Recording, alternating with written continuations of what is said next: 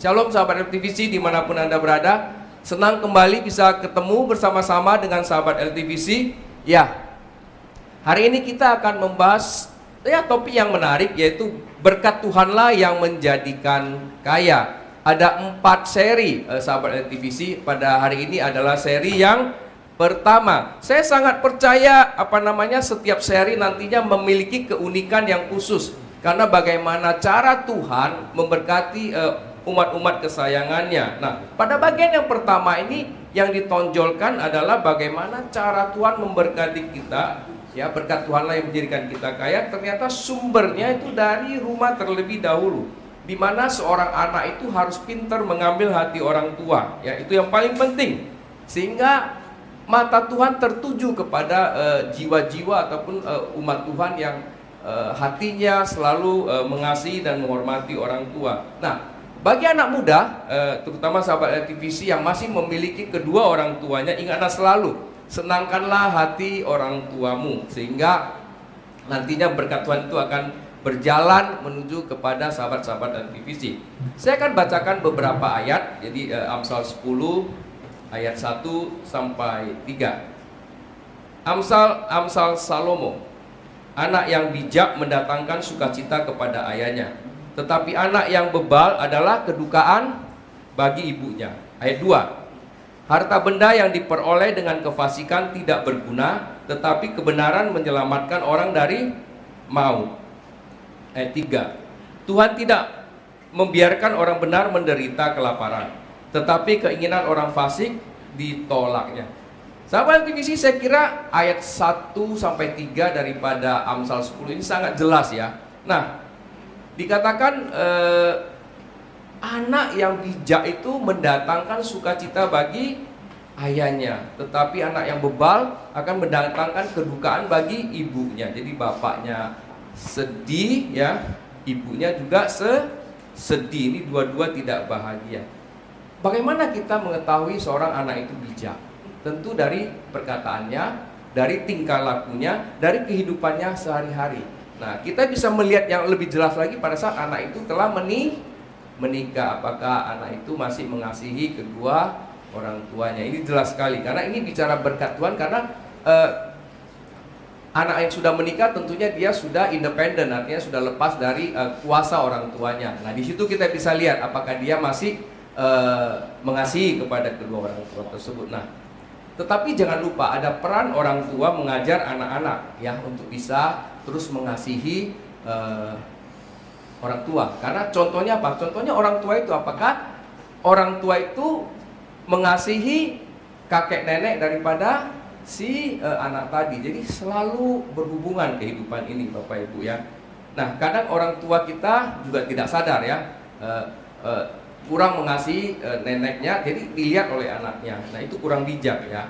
Tetapi begini, tidak ada kata terlambat. Pada saat Anda mendengar firman Tuhan ini, tentunya Anda bisa berubah kan. Firman Tuhan itu tujuannya kan mengubah kita supaya ada rekonsiliasi, ada perbaikan di dalam hidup kita. Jadi jangan kata, oh ya dulu saya enggak ada kesempatan. Kalau orang tuamu masih hidup, lakukanlah apa yang firman Tuhan katakan. Pasti Tuhan akan berkati kita semua ya.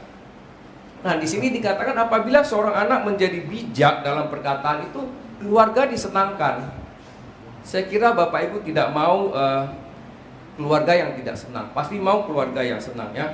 Nah, biasanya anak yang bijak itu taat kepada orang tua. Kalau anak yang bebal itu ya pasti suka melawan orang tua. Itu hal yang simple sebenarnya. Dalam terminologi Alkitab, bebal itu artinya tidak taat. Bukan hanya tidak taat, tetapi tidak bijak. Ya, tidak bijak ya. Dalam Alkitab itu dia menolak didikan Tuhan, susah diajar. Nah, ini yang sangat berat sekali.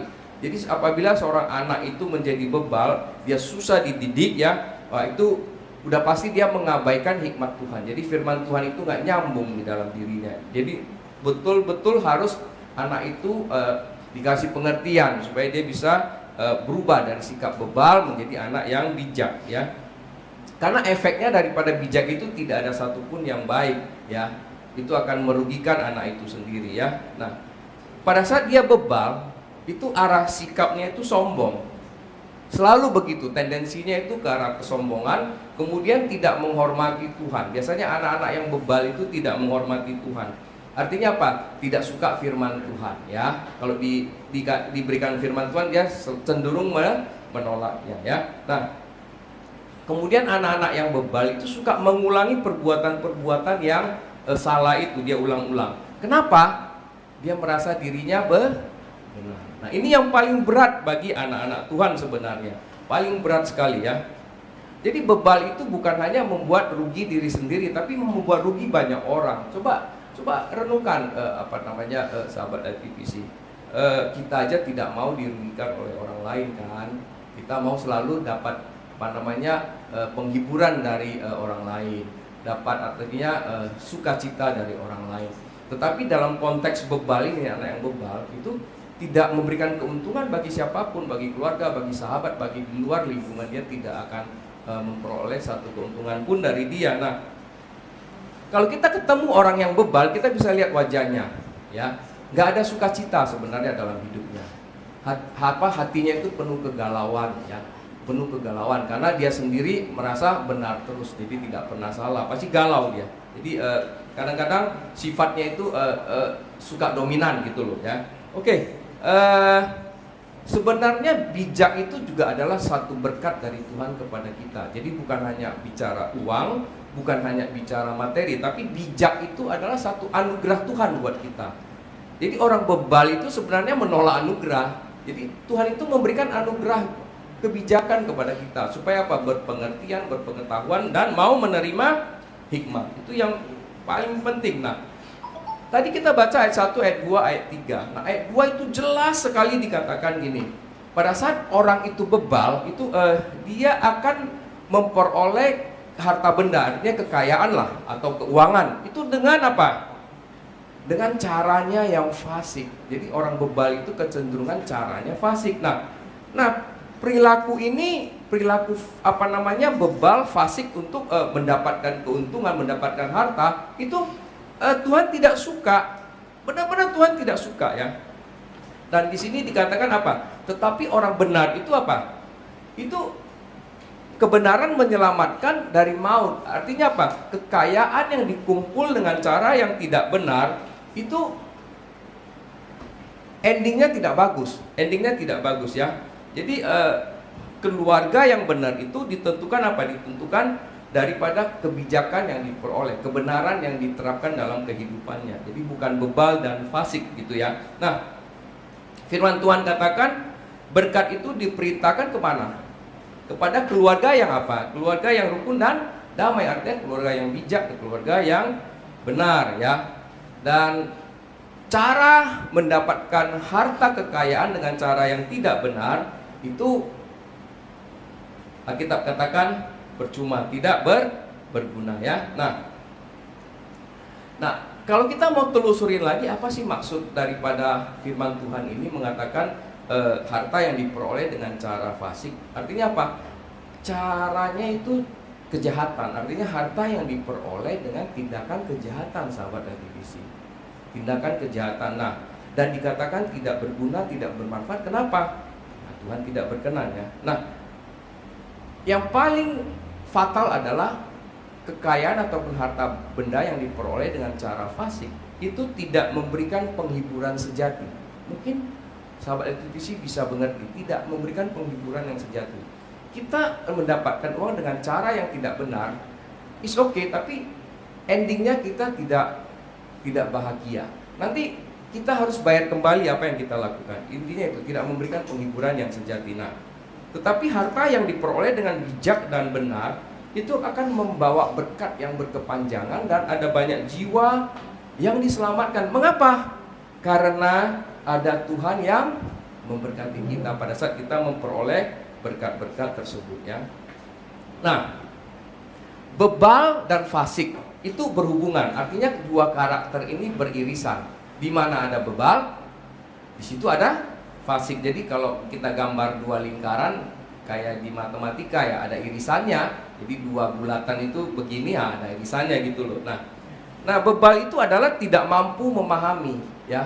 Bebal itu adalah tidak mampu memahami kebenaran, memahami firman Tuhan, ya, memahami hikmat, memahami pengertian, memahami pengetahuan. Nah, itu bebal, ya, tidak mampu memahami. Dan fasik adalah tindakannya, melanggar firman Tuhan, perbuatannya. Kalau fasik itu lebih kepada perbuatan, bebal itu lebih kepada konsepnya, ya. Jadi kalau konsepnya sudah tidak benar, pasti pelaksanaannya tidak benar. Nah, kedua karakter ini negatif, sahabat LTVC, dan tidak bermanfaat bagi orang percaya. Tidak bermanfaat, ya. Apabila mulai dari rumah bebal semua, maka keluar itu akan ada kefasikan. Nah, ini berbahaya sekali. Di rumah kita mulai dengan kebijakan, pada saat apa? Kita keluar, maka kita akan peroleh berkat dari Tuhan. Nah, inilah yang disampaikan oleh firman Tuhan. Jadi, nah, kemudian kita lanjut, ya. Tadi kita baca ayat 1, 2, 3, ya. Nah, ayat 3 ini sebenarnya Tuhan mengkonfirmasi. Kenapa? Kita tidak perlu menggunakan cara fasik di dalam memperoleh harta benda. Dari ayat ketiga tadi kita kan baca, Tuhan tidak membiarkan orang benar menderita kelaparan. Itu ada jaminan Tuhan loh. Pada saat kita kekurangan itu, Tuhan akan memberkati loh. Pada saat kita membutuhkan, ya. Dan kita berjalan dengan tracknya Tuhan, dengan kebenaran itu. Nah, tetapi keinginan orang fasik ditolak. Ayat 3 yang tadi kita baca ini memberikan kita kekuatan sebagai anak-anak Tuhan. Anak-anak Tuhan sebenarnya tidak perlu terlalu banyak khawatir lah. Khawatir kan katanya manusiawi bisa terjadi, is okay. Saya tidak membahas itu. Tetapi ada jaminan, lebih penting kita memikirkan itu daripada kita pikirkan khawatir. Ada jaminan yang Tuhan berikan kepada kita. Tuhan tidak akan membiarkan orang benar menderita kelaparan. Nah, kefasikan itu artinya melawan Tuhan. Makanya keinginan kita ditolak, ya. Nah, lebih baik apa? Lebih baik kita bekerja sama dengan Tuhan dong, daripada kita lawan Tuhan. Artinya Tuhan lebih senang kalau kita kerjasama dengannya. Kalau kita lawan, bagaimana lawan pencipta, ya? Gak mungkin lah kita bisa menang, sahabat LTVC. Gimana kita mau lawan Tuhan? Gak mungkin. Nah, itu sangat tidak mungkin sekali, ya. Oke. Tadi kita membaca itu bukan hanya Tuhan peduli dengan masalah isi perut sebenarnya. Kelaparan, kalau lapar kita dikasih makan, bukan. Tapi di balik itu ada maksud Tuhan, ya, kepada orang benar. Kenapa? Lapar itu berhubungan dengan tubuh, berhubungan dengan jiwa kita. Artinya apa? Tuhan itu bukan hanya sekedar melindungi tubuh kita, tapi melindungi jiwa kita secara tidak langsung. Karena kenapa? Jiwa yang lapar, tubuh yang lapar mempengaruhi jiwa, sehingga jiwa itu tidak bisa dididik. Oleh sebab itu Tuhan tahu kelemahan-kelemahan daripada setiap umatnya. Jadi diprotek dulu di depan. Kita tidak akan lapar, supaya apa? Kita bisa didik. Kalau orang lapar itu nggak ada lagi semangatnya untuk belajar. Pikirannya udah mengawang-awang, apalagi sudah tidak makan beberapa hari. Sulit sekali, dia harus makan dulu baru bisa belajar. Jadi Tuhan itu paham dengan kondisi manusia. Lapar itu membuat kemampuan berpikir, kemampuan untuk menyerap pengajaran itu menurun dan bahkan lemah dan tidak bisa. Tuhan itu sangat paham jiwa kita, sangat paham diri kita, sehingga lebih baik kita dekat Tuhan, jangan lawan Tuhan, ya. Tuhan itu tadi dikatakan tidak membiarkan. Kalau tidak membiarkan berarti kita apa? Kita disediakan, ya. Beda dengan orang fasik itu ditolak. Nah, itu jelas sekali, beda sekali, ya. Nah, jadi jiwa orang benar itu tidak dibiarkan lapar. Sahabat LTVC, ingat, ya, jiwa orang benar tidak pernah dibiarkan lapar, ya. Sudah pasti diberkati oleh Tuhan. Oke. Saya akan lanjut baca beberapa ayat lagi. Ayat 4, ya. Tangan yang lamban membuat miskin, tetapi tangan orang rajin menjadikan kaya. Siapa mengumpulkan pada musim panas, ia berakal budi. Siapa tidur pada waktu panen, membuat malu. Berkat ada di atas kepala orang benar, tetapi mulut orang fasik menyembunyikan kelaliman. Nah, ini makin dipertegas oleh ayat firman Tuhan. Nah, begini, tangan yang lamban ini bisa membuat segala sesuatunya menjadi gagal, ya. kalaupun seseorang itu sangat kaya, kalau tangannya lamban itu habis hartanya. Karena tidak menghasilkan apa-apa, yang dia lakukan adalah menghabiskan hartanya. Tetapi orang yang tadinya tidak punya apa-apa, tangannya rajin, bisa menjadi kaya dan bertambah kaya. Jadi tangan yang lamban ini cara kerjanya itu menarik turun. Tetapi tangan yang rajin itu cara kerjanya membawa naik ya. Nah, orang yang tangannya lamban, misalnya dia udah punya perusahaan besar pun, kalau dia lamban, dia nggak akan bisa bersaing dengan perusahaan yang baru muncul, yang timnya itu kuat, yang rajin. Dia akan kalah bersaing. Lama-lama dia market share-nya akan termakan ya. Nah, tadi kita baca ayat 1, Amsal selalu memperhatikan kebalikannya. Bebal dengan benar, fasik dengan kebenaran. Nah, sekarang lamban dan rajin. Tadi di ayat 1 sampai 3 kita diperhadapkan dengan sesuatu yang opposite ya, ataupun berlawanan. Nah, sekarang juga sama di ayat 4. Jadi selalu Tuhan perhadapkan dua kutub yang berlawanan. Dan kutub kali ini adalah apa? Lamban dengan rajin ya. Jadi lamban itu jadi miskin, rajin itu jadi kaya. Jadi dua kutub itu tarik menarik. Kita mau di mana? Mau di lamban atau mau di rajin? Nah, sahabat LTBC harus benar-benar ingat itu. Ada sesuatu hal yang mau dikerjakan, jangan ditunda-tunda. Karena itu menyangkut karakter ya, menyangkut karakter. Nah, perhatikan dengan telitilah sahabat LTBC. Pokoknya lamban itu bisa membuat habis, rajin itu bisa bertambah. Kuncinya gampang. Lamban bisa membuat habis, rajin itu bisa membuat bertambah. Jadi nggak usah jauh-jauh pikirnya, ya, sahabat LTBC. Jadi satu berkurang, satu bertambah antara lamban dan rajin. Nah, rajin itu selalu berhubungan dengan hikmat yang kita terima dari Tuhan. Di mana kita terima? Ya, melalui kehidupan kita sehari-hari, melalui mata, telinga, pikiran, hati, dan mulut kita, ya. Sehingga menggerakkan seluruh organ-organ tubuh kita untuk bekerja dengan cepat ya, dan tidak kenal lelah. Itulah tangan yang rajin. Jadi tangan ini bisa menggerakkan sampai seluruh tubuh loh ya. Jadi begitu tangannya bekerja cepat, otaknya juga bekerja cepat, hatinya bekerja cepat, matanya melihat dengan cepat, telinga mendengar dengan teliti, kakinya melangkah dengan benar. Jadi itu berhubungan semuanya ya. Jadi dari tangan menggerakkan semua organ-organ tubuh kita. Pada saat tangan itu malas, wah susah kerjasama, ya kan? Otaknya pengen perintah jalan, tangan nggak bergerak, ya. Mata melihat harus diambil, tidak diambil. Telinga mendengar harus pergi, tidak pergi. Nah, itu berhubungan semuanya sahabat LTBC ya.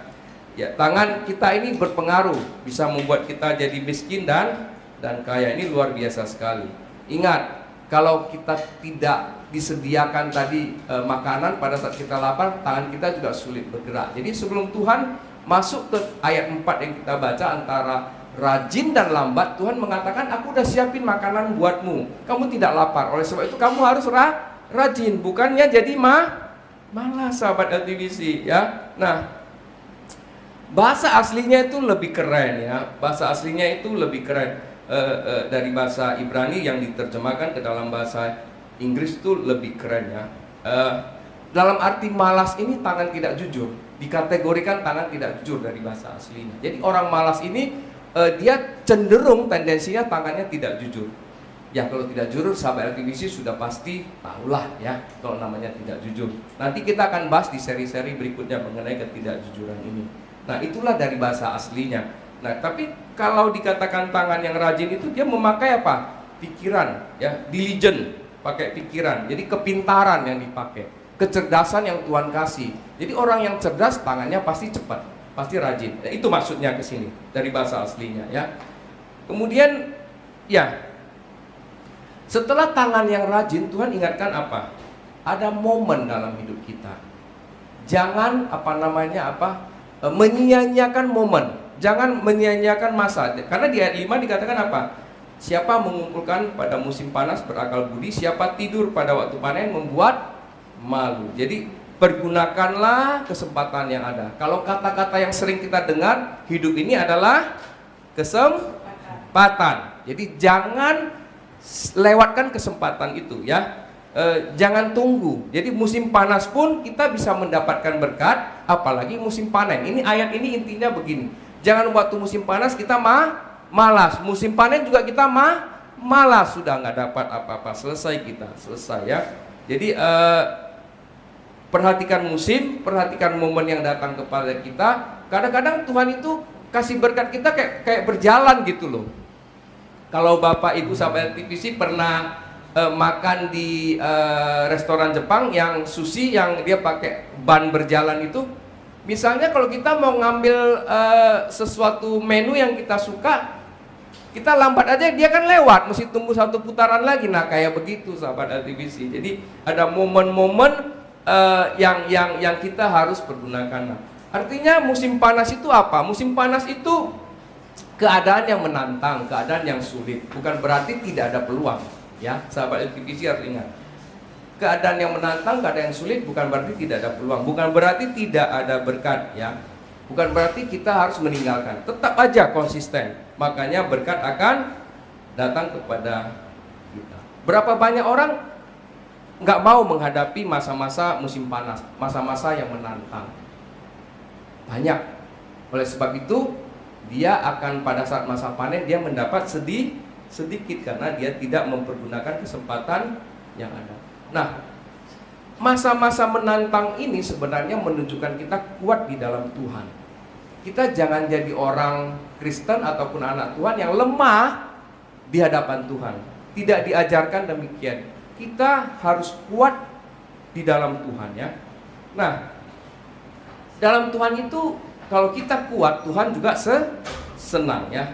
Nah, gini loh, ayat yang paling disukai oleh anak-anak Tuhan adalah pada saat tidur juga diberkati. Paling suka. Tetapi intinya apa? Sebelum kita tidur, kita itu Tuhan suruh kerja dulu. Tidur itu untuk istirahat kita maksudnya, ya. Dan kita kerja dulu dan ada waktu istirahat dengan benar gitu. Kemudian ada waktu bersekutu dengan Tuhan dengan benar, ya. Nah, jadi Tuhan itu selalu mengajar kita luar biasa, ya. Dikatakan begini, siapa mengumpulkan pada musim panas ia berakal budi. Siapa tidur pada waktu panen membuat malu. Jadi jauh banget bedanya.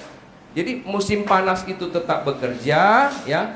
Panen itu tetap bekerja. Ini dua hal yang harus diingat. Pada musim panas kalau kita bekerja, Tuhan katakan kita orang-orang yang berakal budi, ya.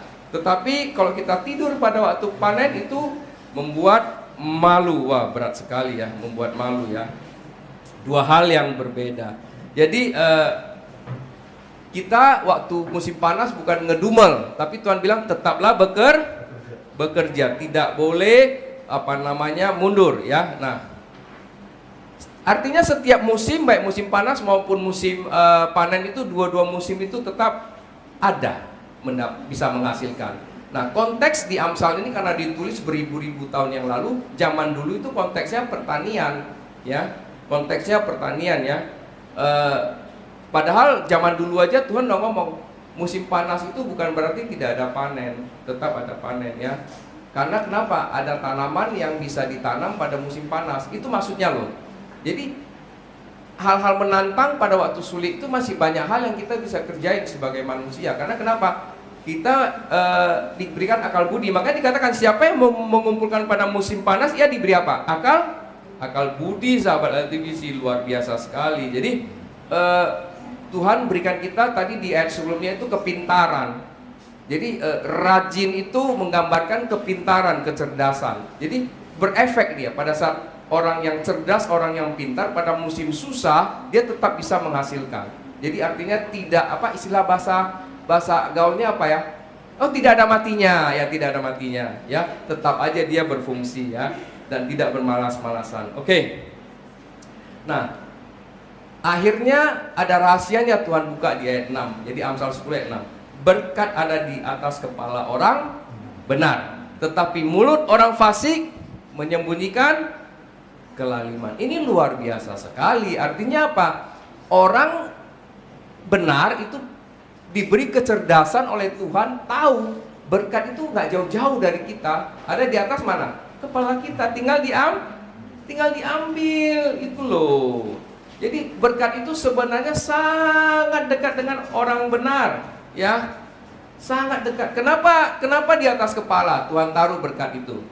Karena ngambilnya itu bukan pakai emosi, ngambilnya pakai hikmat, pakai pengertian, pakai pengetahuan yang Tuhan berikan, bukan pakai emosi. Dikit-dikit ngambek, ya kan? Bukan ngedumel, enggak. Ngambilnya nggak bisa ngambil dengan ngedumel gitu loh, ya. Nah, dan kalau sahabat LTVC paham, berkat itu di atas kepala, dan kepala itu kalau kita menang dikasih apa?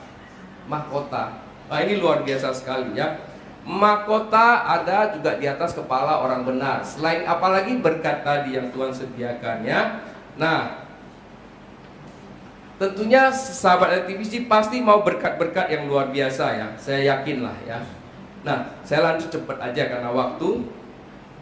Dikatakan di sini, mulut orang fasik menyembunyikan kelaliman. Kalau kata sederhana, tidak mau mengakui kesalahan. Jadi ke sini, jadi mulut orang fasik menyembunyikan kelaliman artinya kalau dia salah, dia tidak pernah mau minta maaf. Itu orang lalim. Bukan kata saya ya, jangan kesel sama saya. Saya cuma menjelaskan apa yang ada di Alkitab ya. Saya kasih contoh begini, ini kisah nyata. Di satu daerah itu kecepatan mengendarai mobil itu 90 km per jam. Kemudian dirubah oleh pemerintah karena dikhawatirkan akan menimbulkan eksiden karena 90 km per jam itu cepat. Diturunkanlah jadi 70 km per jam. Singkat cerita, ada seorang pendeta. Ini ngomong pendeta, ini beneran. Ini kisah beneran.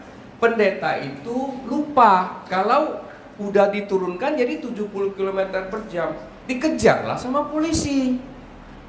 Nah, waktu dikejar, di stop.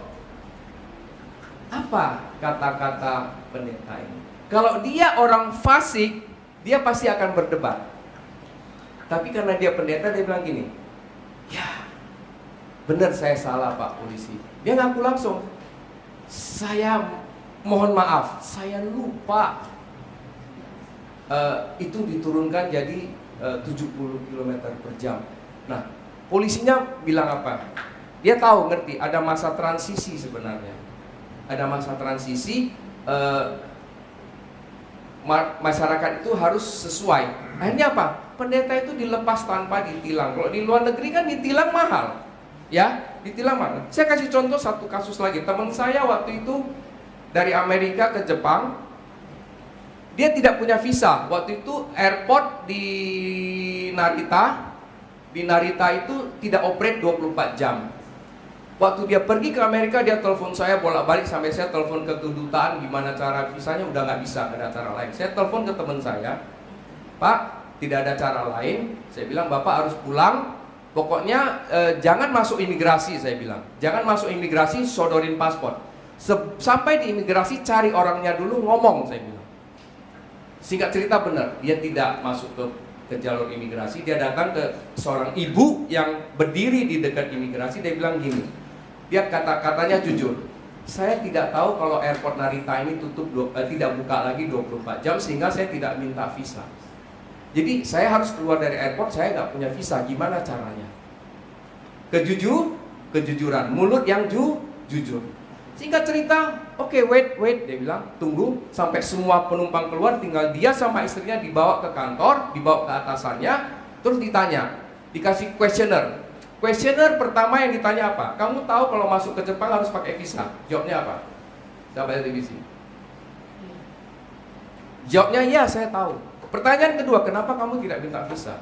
Jadi mereka itu konsisten dengan pertanyaan. Dijawab semua, komandannya lihat, oke, nggak perlu visa, dicap, keluar, nggak dikawal.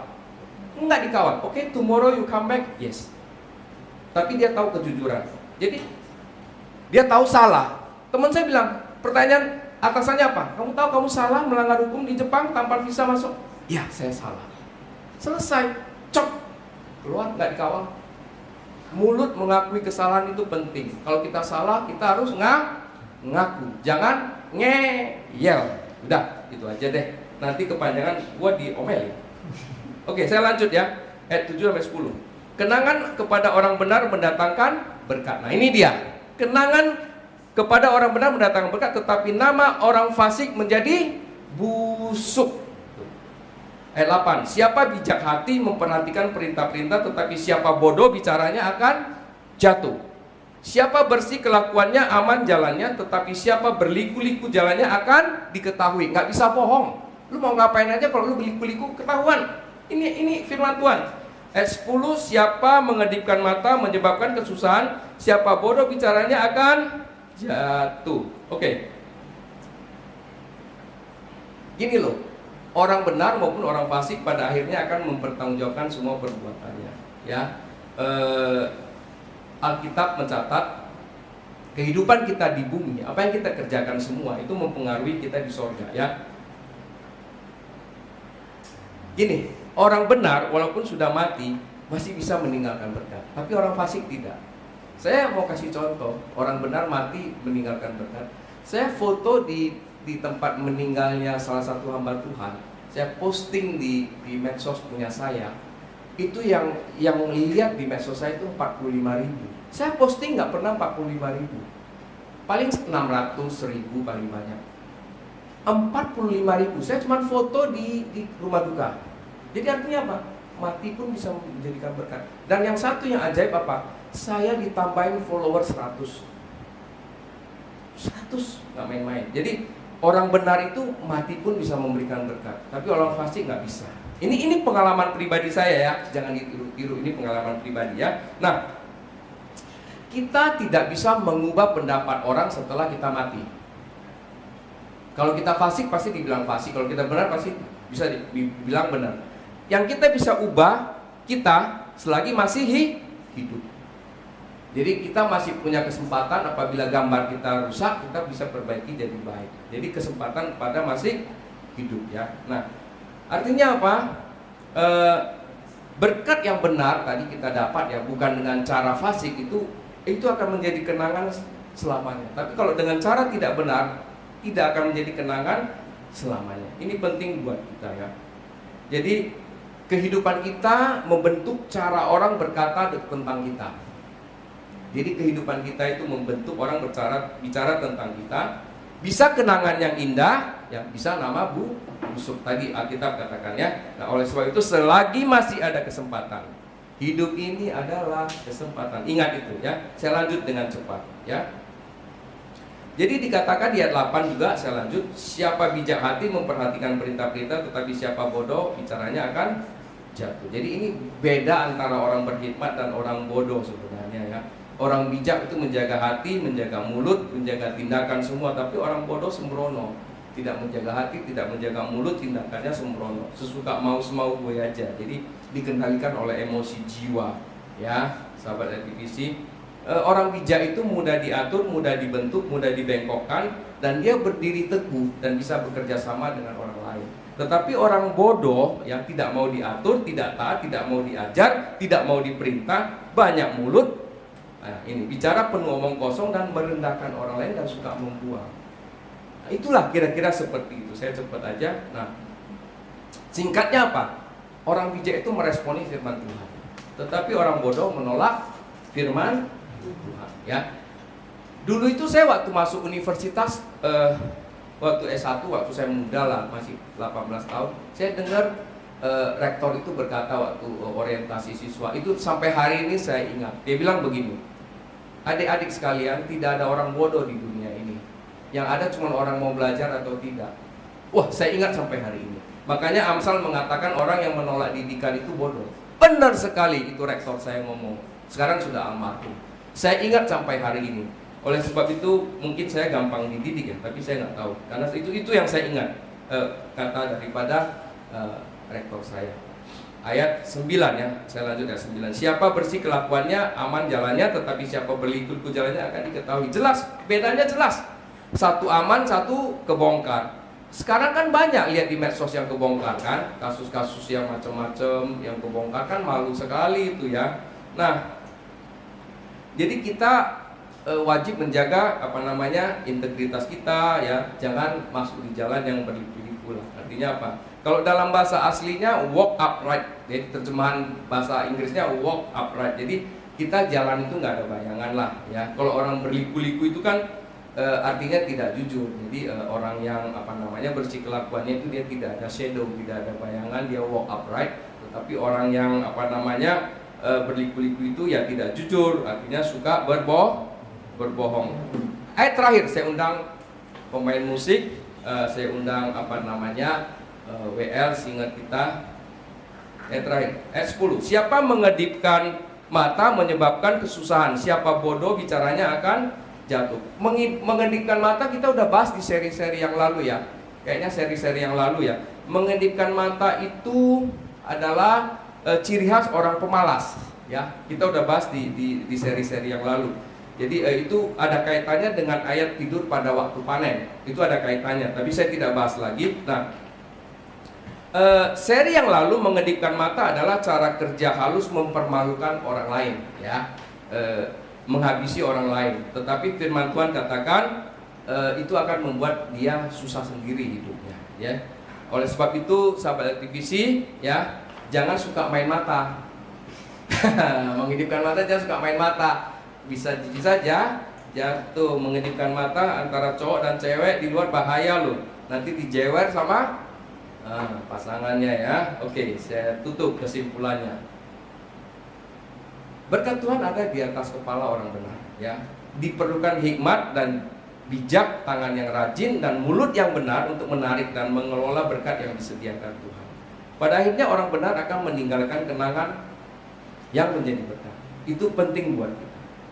Jangan lupa berkat itu dimulai dari rumah, bukan dari pinggir jalan ya.